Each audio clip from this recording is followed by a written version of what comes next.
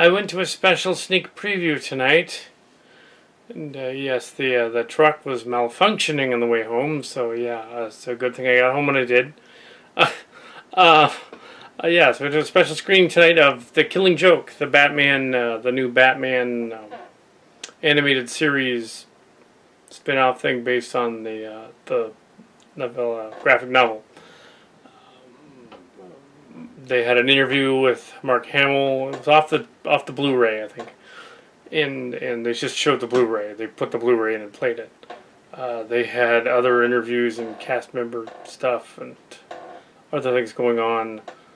That I missed the other stuff. I got the Mark Hamill stuff. And yeah, it's a good adaptation of the graphic novel. Yeah, it wasn't Miller, it was someone else.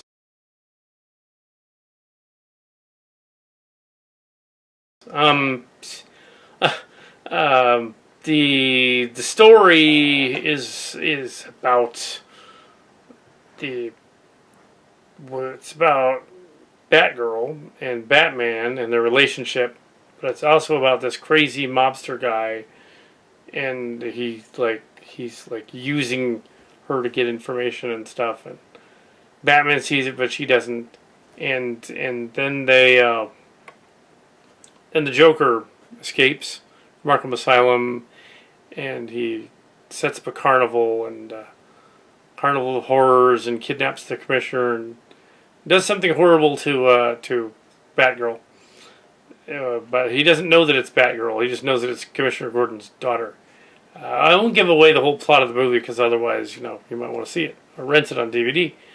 It's a quickie review, I guess. They updated some of the technology and stuff in it, but it still has the feel of the animated series, which was sort of film noir 40s, 50s outfits and things like that going on. But in the new one, there's flat screens and there's computers and cell phones and all of the latest tech. But it's still film noir clothing, which is interesting. And a little bit of origin of the Joker is in there, according to the animated shows. It's like the Shadow of the Bat, which came later. Or maybe it came earlier. Anyway, the Funhouse thing. It's not the Long Dark Halloween. It's the Killing Joke. I keep thinking of Long Dark Halloween, but no, it's the other one. Long Dark Halloween was something else with the Joker. There's another Joker movie in a couple weeks called Suicide Squad, which is coming out, which studio has messed with a little bit to make it more crowd pleasing. Hopefully, that hasn't ruined it. The Killing Joke, though, is it's rated R, and it features a number of interesting screen choices. They show blood. They imply a sex scene is going to happen. Some interesting, odd things going on there. I don't think the guy was in the book. There's Commissioner Gordon's daughter is in the story has a friend who is a gay guy, and he's just in it in the background. And unlike the second viewing of Star Trek Beyond, sitting next to someone in the theater who, on the second viewing of that, was shocked and appalled.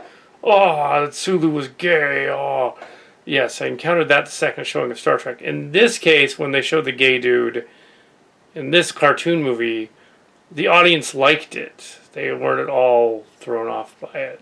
They thought it was great.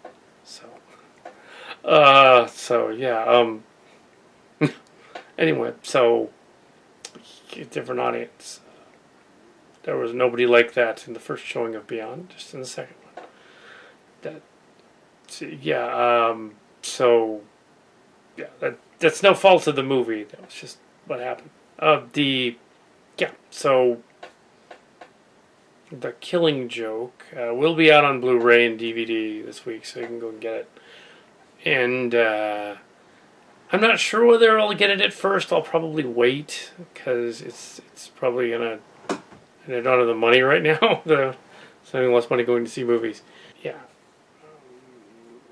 Killing Joke. I recommend you go see this movie. Mark Hamill's tour de force as the Joker is quite twisted, and the ending is surprising. I'm not going to give away anything. It's spoiler free, and that's pretty much it. Yes, I enjoyed the film, and its elements were dark in the right places, and on a par with the adaptation of the Batman Returns Miller stuff from Batman vs Superman, which is what Snyder should have followed instead of doing his own thing. But yeah, and I don't care if he's got a longer version; they still messed it up. I saw the trailer for Wonder Woman. It looks rather, I would say, underwhelming. It does not look that good. It's Chris Pine, isn't it? Yeah, it's like, okay, it's a little bit like, just, yeah, it's there. I also saw the trailer for Doctor Strange. Also underwhelming. Didn't look very interesting. I'm hoping that there's going to be a better trailer than the one I saw. It's just, it's an odd idea. The Black Panther sneak preview was a little better, but the Doctor Strange is just, well, strange.